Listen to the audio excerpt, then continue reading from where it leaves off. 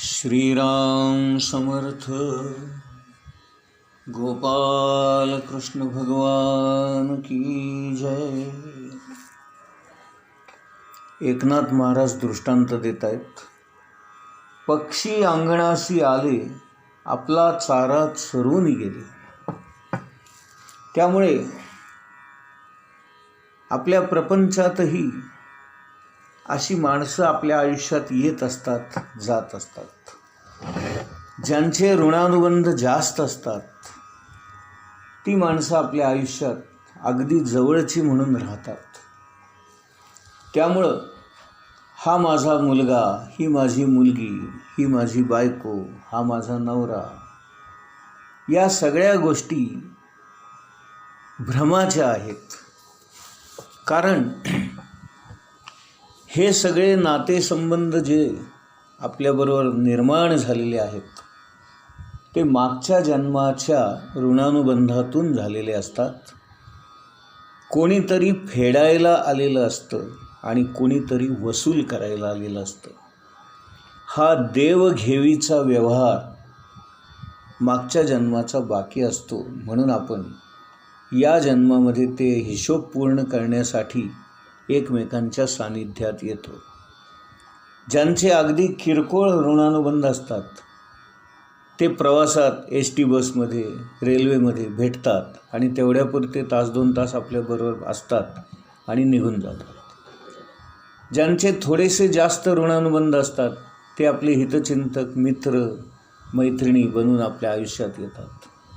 ज्यांचे अजून थोडे जास्त ऋणानुबंध असतात ते आपले शेजारी बनून आपल्या आयुष्यात येतात.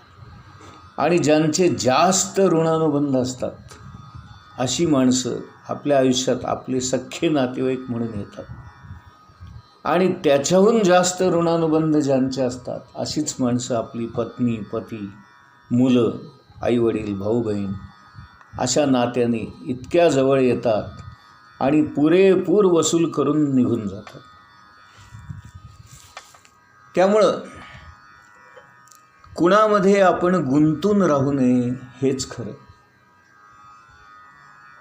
आपण जर गुंतलो तर आपण प्रपंचामध्ये आणि या संसारामध्ये अडकण्याची आणि बद्ध होण्याची शक्यता असते. आणि मग आपल्याला भगवंताची प्राप्ती करून घेता येत नाही किंवा त्या प्राप्तीमध्ये हे सगळे अडथळे ठरतात.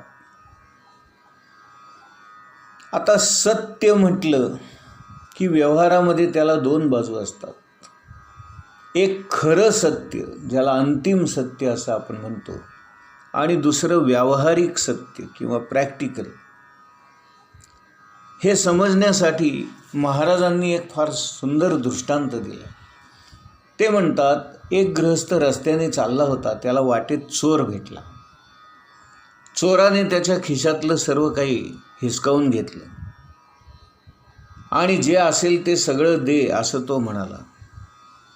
मग याने आपल्या कमरेला लपून ठेवलेले काही पैसे ते पण द्यावेत का? का त्याने आपल्याजवळ काही नाही, सगळं संपलं असं म्हणावं? नाही का?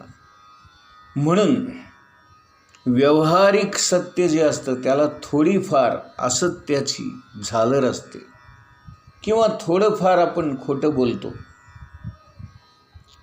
पण अंतिम सत्य जे असतं ते सत्यच असतं. त्याला कुठल्याही प्रकारचा असत्याचा मागमूस नसतो. त्याला मर्यादा नसतात, आक्षेप नसतो. त्याची भ्रांतीही कधी होत नाही. आणि खऱ्या सत्याला कोणताही भ्रम, संभ्रम, भ्रांती या गोष्टींचा स्पर्शसुद्धा होत नाही. पुढची ओवी बघूया, 100वी. अनादि सिद्ध हे आघवे, होत जात स्वभावे, तरी तुवा का शोचावे, सांग मज. हे जग अनादी आहे. अनादी याचा अर्थ ज्याची सुरुवात कधी झाली ते आपल्याला सांगता येत नाही. आघवे आहे आघवे म्हणजे काय? पूर्णत्वाला गेलेले आणि स्वभावताच ते बदलणारं आहे. या जगामध्ये प्रत्येक गोष्ट सहजपणे होत असते, हा जगाचा स्वभाव आहे. आणि म्हणून अर्जुना, तू उगाच का शोक करतोयस, असं भगवान श्रीकृष्ण अर्जुनाला म्हणतायत की ज्या जगामध्ये तू जन्माला आलेला आहेस, या जगामध्ये प्रत्येक गोष्ट ही त्याच्या त्याच्या स्वभावाप्रमाणे होत असते. हा जगाचा स्वभाव आहे. आणि हे जग अनादी आहे, अनंत आहे. तरीसुद्धा प्रत्येकाचं आपलं आपलं मर्यादित जग असतं. आणि म्हणून हे अर्जुना, तू दुःख करणं योग्य नाही. ही ओवी महत्त्वाची का? कारण या ओवीमध्ये ज्ञानेश्वर महाराज म्हणतात की आपल्या जीवनामध्ये ज्या ज्या गोष्टी घडतात त्या सहजपणे घडतात आणि त्या स्वभावाप्रमाणे घडतात. आपल्या इच्छेने त्या घडत नाहीत किंवा मला नको आहेत म्हणून त्या व्हायच्या थांबत नाहीत. जगामध्ये घडामोडी घडणं हा जगाचा स्वभाव आहे. आता चांगल्या आईबापांच्या पोटी चांगलीच मुलं येतील हे काही सांगता येत, आणि वाईट आईबापांच्या पोटी वाईटच मुलं जन्माला येतील हेही काही सांगता येत. म्हणून आपल्याला या जगामध्ये सगळ्या प्रकारच्या परिस्थिती पाहायला मिळतात. आईबापांना शोभणारी मुलं होणं हे फार मोठं भाग्याचं असतं. या विश्वामध्ये ज्या काही गोष्टी घडतात त्या गोष्टी पाहून आपल्याला असंच म्हणावं लागेल की जे असं घडायचं होतं ते तसंच घडलं. एका माणसाला एका पाठोपाठ एक 11 मुली झाल्या. हा आपला दरवेळेला मुलगा होईल म्हणून आग्रह धरायचा, पण मुलगा काही शेवटपर्यंत झाला नाही. 11 मुली झाल्या. परंतु त्या मुलींचं भाग्यच असं थोर की त्या सर्वच्या सर्व 11 मुलींची लग्न कशी घडली, कशी झाली, या माणसाला त्याचा पत्ताही लागला नाही. एक दिवस तो महाराजांना भेटायला आला. महाराज म्हणाले, काय रे बाबा, काय अडचण आहे तुला? तर तो म्हणाला की माझ्या 11व्या मुलीचं नुकतंच लग्न झालेलं आहे, परंतु तिला काही मूलबाळ होत नाही आहे, म्हणून मी तुम्हाला भेटायला आणि तुमचे आशीर्वाद घ्यायला आलो आहे. यावर महाराज त्यांना म्हणाले, अरे बाबा, तुला 11 मुली झाल्या याचा अर्थ तुझ्या मुलींना पण मुलं होतीलच हे काही सांगता येत नाही.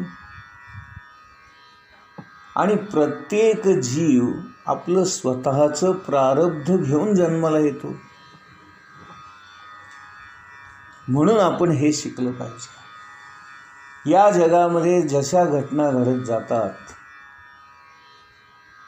तशाच त्या पुन्हा होतील किंवा वेगळ्या पद्धतीने होतील किंवा होणारच नाहीत. या कोणत्याच गोष्टी आपण ठरवू शकत नाही, निश्चितपणे सांगू शकत नाही.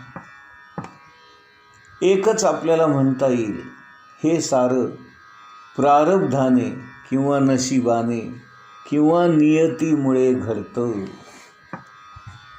आणि म्हणून आपण घडणाऱ्या घटनांबद्दल कधीही शोक करू नये. आपण व्यवहाराने वागावे, पण अमुकच व्हावे, अमुक होऊ नये असा आग्रह मात्र आपण धरू नये. आपण आपले प्रयत्न करावेत.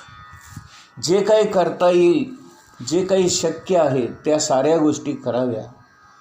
परंतु नंतर जे काय होईल ते भगवंताच्या इच्छेने झालं आहे असं समजून आपण त्याचा स्वीकार करावा. जगामध्ये फार थोडी माणसं अशी भाग्याची असतात, काहीही न करता सहजपणे वावरतात आणि सहजपणे जे होईल त्याचा स्वीकार करतात. अशा प्रकारे साक्षी भावाने राहायला, काहीच न करता जे होईल ते स्वीकारायला मनाचं फार मोठं सामर्थ्य लागतं.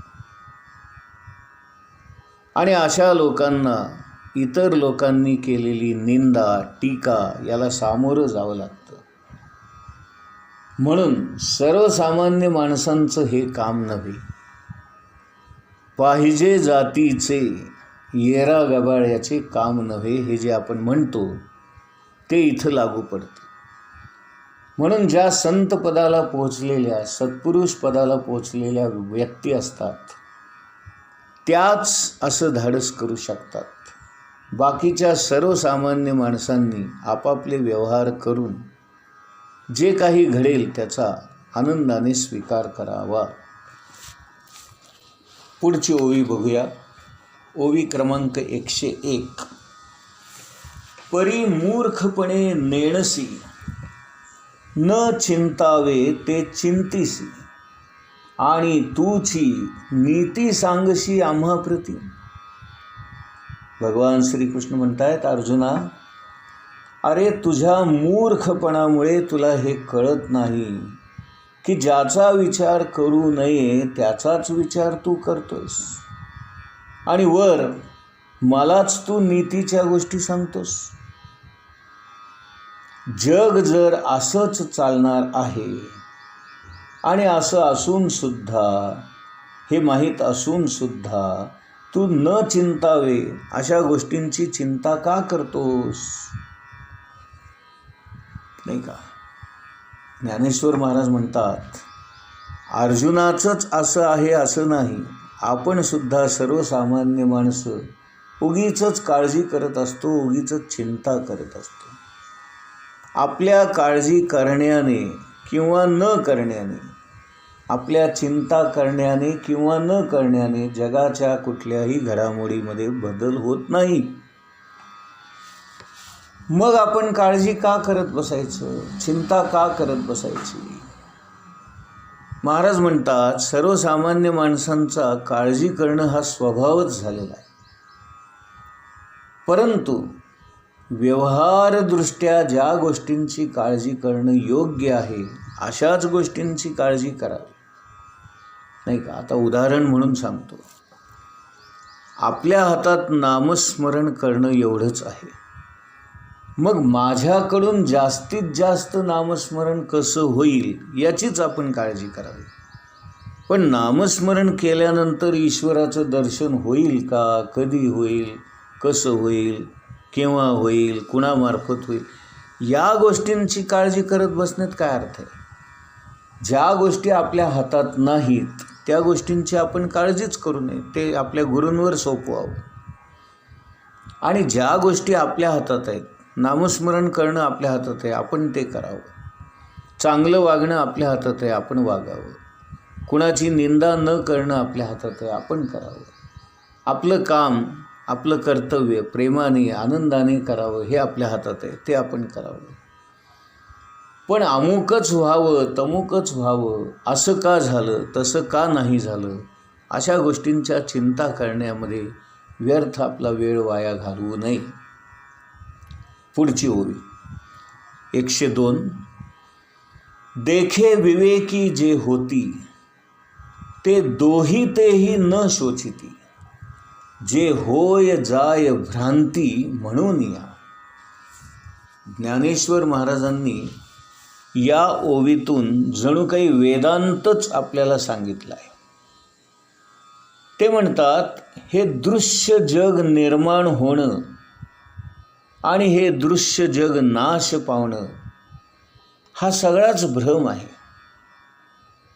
याचा अर्थ असा आहे की परमात्म स्वरूपाला मीपणा नाही.